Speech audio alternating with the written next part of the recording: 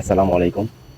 আমি জানি আমার দেশের মানুষগুলো আজ ভালো নেই, পুরো বাংলাদেশটা ভালো নেই।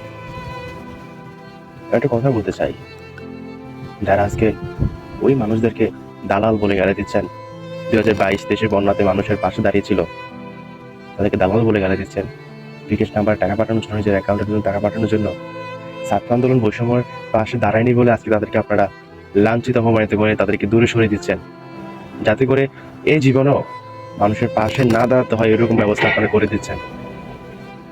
একটা কথা বলতে চাই ভাই, দালাল দিয়ে যদি দেশের মানুষের উপকার করা যায়, বিষয়টা কিন্তু খারাপ না। একটু ভেবে দেখেন, আপনি সাধারণ জনগণ, সাধারণ মানুষ, যারা বড় বড় কন্টেন্ট ক্রিয়েটররা আছে, তাদের ফেসে অনেক অনেক মানুষ followers, lakh lakh million million followers. তারা একটা ভিডিও আপলোড করলে মিলিয়ন পর্যন্ত মানুষ দেখতে পায়। আর আপনি আমি